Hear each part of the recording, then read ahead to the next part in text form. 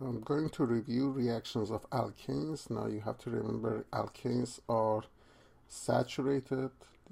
The generic formula for that is CnH2n plus 2, and these are homologous series. They are families. The family differ by CH2 and gradually their physical properties changes. Overall, chemically, alkanes are either called inert or highly unreactive. And there are two reasons for that. You need to be able to justify it. The first reason is they're very strong. Carbon-carbon bond is 348 kilojoules per mole. Carbon to hydrogen bonds are 412. So you require lots of energy to break them, therefore not much reactivity. Also, they're not polar, and that makes them not be able to be attacked by electrophiles or nucleophiles, since no side of this alkane is positive or negative. But like every other organic matter, they go through combustion. So alkanes have two reactions. One is combustion, the other one is substitution. I get into combustion first. And in combustion, you either have complete or incomplete. So I'm going to pick and choose one alkane. I'm going to go after octane, CH, H twice as much plus 2 hydrogen, so that makes it 18. It comes in a liquid form, and it's usually the gasoline that you put in the car. So I will put enough oxygen, sufficient oxygen. Your products are carbon dioxide, gaseous form, and steam that is going to condense and become H2O liquid, plus lots of heat. It's exothermic reaction. Combustion is exothermic. Then we try to balance it. You have 8 carbons, so I produce 8 CO2s. You have 18 hydrogen, therefore you produce 9 H2Os. Now for oxygen, I have 9 oxygen plus 16, that's total of 25. So I'm going to use a fraction, 25 over 2. The equation is balanced, but if you don't like the fraction, you can multiply the entire equation by 2. So that's complete combustion. Now if it's incomplete combustion, meaning you don't have sufficient oxygen, then you will produce not only CO2, you will produce carbon monoxide, a poisonous odorless gas. Also, you might produce some soot, carbon solid, in form of particulates. So you would have solid carbon, you could have carbon monoxide, you could produce some carbon dioxide, and eventually you will have some steam, H2O. Now to balance this, I'm going to put 5 here, 2 here. Now I have 8 carbons under both reactant and product side, and all I need is 9 oxygen. So for incomplete, you have sometimes you produce carbon solid, carbon monoxide gas, and you might have a little bit of carbon dioxide. So this is sort of a reaction known as combustion. Now you can have alkanes, alkenes, any organic matter, alcohols, they go through combustion.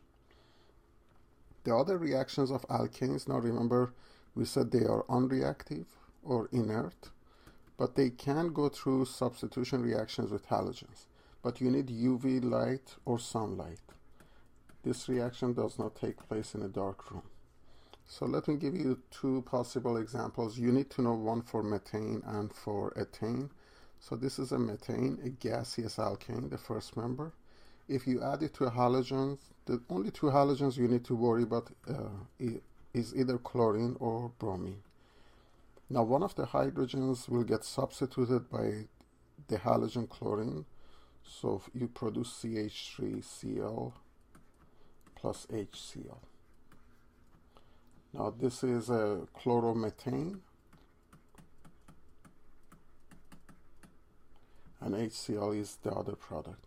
Now you still have more hydrogens, and they go through more substitutions. So I give you another reaction of this plus Cl2. You replace one more hydrogen, and you produce one more hydrochloric acid. Now since you have 2 chlorine, you call this dichloromethane. Now let me take as example your second member of alkane, which is ethane, C2H6. And this time add bromine, a reddish brownish liquid.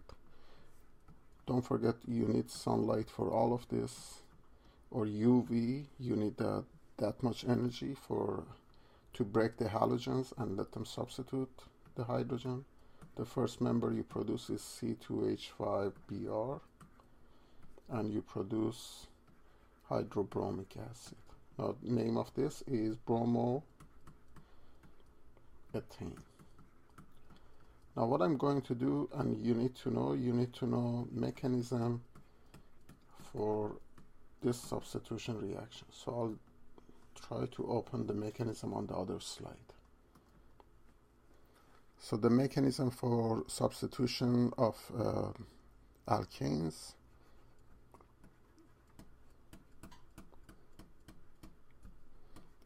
Now let me go after one of the examples. Let me go after C2H6 ethane plus, for example, bromine. That gives you C2H5Br plus HBr. Now this is overall reaction. Now let's see what happens. The mechanism has 3 steps. The first step is known as initiation. What happens, the bromine is covalently bonded to itself. Once you have UV light, you also need to respect Kelvin arrows. The electrons travel in this fashion, and this is known as homolytic fission.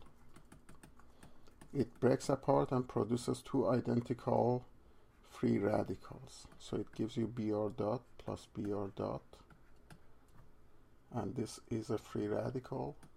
Now free radical by itself, you also need to be able to define it. Free radical has first unpaired electron.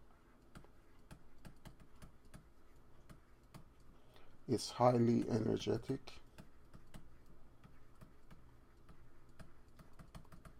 And highly reactive. So that's what free radical is. So the first step, initiation, you started with, you produce free radical. The second step in mechanism is known as propagation, which is a chain reaction. One of the free radicals, your bromine free radical, comes and attacks your alkane,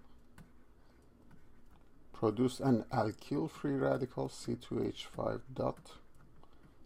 So the dot indicates the unpaired electron plus hydrobromic acid. Now this newly formed free radical goes after another molecule of bromine, reacts with it, and produce a new free radical. Now it's propagation because this newly formed free radical goes back and attacks another molecule. So it's a chain reaction that doesn't stop. The last step is termination. From its name, you're going to terminate the reaction. It comes to a stop. Now you have many possibilities. All free radicals, they bump into each other and they stop reacting. So if 2 bromine free radicals come together, you produce Br2.